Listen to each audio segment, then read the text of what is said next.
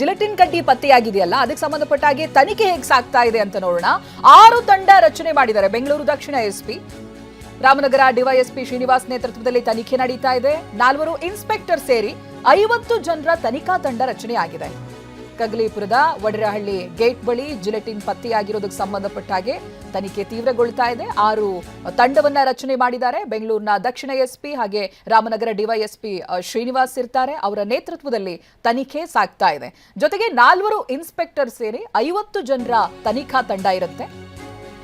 ಕೋರಮಂಗಲ ಠಾಣೆಗೆ ಈಗಾಗಲೇ ಹಿರಿಯ ಅಧಿಕಾರಿಗಳು ಬಂದಿದ್ದಾರೆ ಅನ್ನೋದು ಗೊತ್ತಾಗ್ತಾ ಇದೆ. ಬೆಂಗಳೂರು ದಕ್ಷಿಣ ಜಿಲ್ಲೆ ಎಸ್ಪಿ ಶ್ರೀನಿವಾಸ್ ಗೌಡ, ಬೆಂಗಳೂರು ಆಗ್ನೇಯ ವಿಭಾಗ ಡಿಸಿಪಿ ಎಂ ಸುಜೀತಾ, ರಾಜ್ಯ ಗುಪ್ತಚರ ಇಲಾಖೆ ಎಸ್ಪಿ ಸುಮಂತ್ ಭೇಟಿಯಾಗಿದ್ದಾರೆ. ಕೋರಮಂಗಲ ಠಾಣೆಗೆ ಈಗಾಗಲೇ ಹಿರಿಯ ಅಧಿಕಾರಿಗಳು ದೌಡಾಯಿಸ್ತಾ ಇದ್ದಾರೆ. ಯಾರು ಏನು ಅನ್ನೋದ್ರ ಬಗ್ಗೆ ತನಿಖೆ ತೀವ್ರವಾಗ್ತಾ ಇದೆ. ಯಾಕೆಂತ ಹೇಳಿದ್ರೆ ಮೋದಿ ಬರುವಂತ ಸಂದರ್ಭ, ಅಂತ ಭದ್ರತೆ ಇರಬೇಕಾದ್ರೆ ಏಕಾಏಕಿ ಜಿಲೆಟಿನ್ ಕಡ್ಡಿಗಳು ಒಂದು 50 ಮೀಟರ್ ದೂರದಲ್ಲೇ ಪತ್ತೆಯಾಗುತ್ತೆ ಅಂತ ಹೇಳಿದ್ರೆ ನಿಜಕ್ಕೂ ಆತಂಕ ಮೂಡಿಸುವಂತ ಘಟನೆ. ಅದಕ್ಕೆ ಸಂಬಂಧಪಟ್ಟ ಹಾಗೆ ಈಗಾಗಲೇ ತಂಡವನ್ನ ರಚಿಸಲಾಗಿದೆ, ತನಿಖೆ ಕೈಗೊಂಡಿದ್ದಾರೆ. ಪ್ರಜ್ವಲ್ ಇದ್ರ ಬಗ್ಗೆ ಮಾಹಿತಿಯನ್ನ ಕೊಡ್ತಾ ಹೋಗ್ತಾರೆ. ಪ್ರಜ್ವಲ್, ಇವಾಗ ಅಲ್ಲಿ ಕೋರಮಂಗಲ ಠಾಣೆಗೆ ಹಿರಿಯ ಅಧಿಕಾರಿಗಳು ಬಂದಿದ್ದಾರೆ ಅನ್ನುವಂಥ ಮಾಹಿತಿಗಳು ಸಿಗ್ತಾ ಇದೆ. ಯಾವ ರೀತಿಯಾಗಿದೆ ಪರಿಸ್ಥಿತಿ? ಏನು ಅಪ್ಡೇಟ್ ಸಿಗ್ತಾ ಇದೆ ಪ್ರಜ್ವಲ್?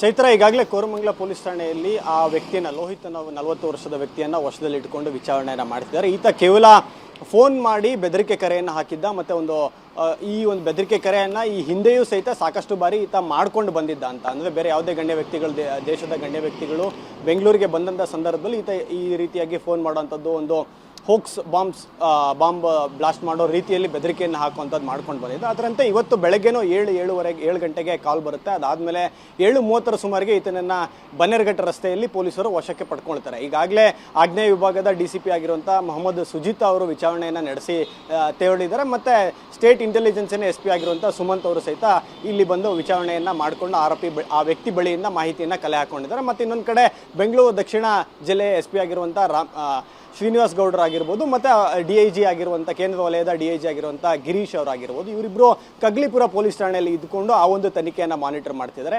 ಕಗ್ಲಿಪುರ ಪೊಲೀಸರು ಮತ್ತು ಅಂದರೆ ರಾಮನಗರ DYSP ಏನಿದ್ದಾರೆ ಶ್ರೀನಿವಾಸ್ ಅಂತೇಳಿ, ಅವರ ನೇತೃತ್ವದಲ್ಲಿ 4 ಜನ ಇನ್ಸ್ಪೆಕ್ಟರ್ಗಳನ್ನು ಒಳಗೊಂಡಂಥ ಸುಮಾರು 50 ಜನ ಪೊಲೀಸ್ ಸಿಬ್ಬಂದಿಗಳನ್ನು ಒಳಗೊಂಡಂಥ ಒಂದು ವಿಶೇಷ ತಂಡವನ್ನು ಮಾಡಿದ್ದಾರೆ. ಈ ಒಂದು ತಂಡದಲ್ಲಿ 6 ಉಪತಂಡಗಳಿರ್ತವೆ. ಆ 6 ತಂಡಗಳಿಂದ ತನಿಖೆಯನ್ನು ಮಾಡ್ತಾರೆ. ಜಿಲೆಟಿನ್ ಕಡ್ಡಿ ಬಂದಿದ್ದು ಹೇಗೆ, ತಂದಿದ್ದ್ಯಾರು, ಮತ್ತು ಯಾವ ಉದ್ದೇಶಕ್ಕೋಸ್ಕರ ತಂದಿದ್ರು ಅನ್ನೋದ್ರ ಬಗ್ಗೆ ತನಿಖೆಯನ್ನು ಮಾಡ್ತಾ ಇದ್ದಾರೆ. ಮತ್ತು ಇನ್ನೊಂದು ಕಡೆ ಇಲ್ಲಿ ಬೆಂಗಳೂರಿನಲ್ಲಿ ಏನು ಹೋಕ್ಸ್ ಕಾಲ್ ಬಂದಿತ್ತು, ಈ ಬೆದರಿಕೆ ಕರೆ ಏನು ಬಂದಿತ್ತು, ಆ ವ್ಯಕ್ತಿಯನ್ನು ಕರ್ಕೊಂಬಂದು ಸಂಪೂರ್ಣವಾದಂಥ ವಿಚಾರಣೆಯನ್ನು ಪೊಲೀಸರು ಈಗಾಗಲೇ ಮಾಡಿದ್ದಾರೆ. ಆತ ಮೇಲ್ನೋಟಕ್ಕೆ ಮಾನಸಿಕ ಅಸ್ವಸ್ಥನ ರೀತಿ ಕಂಡು ಬಂದಿದ್ದಾನೆ.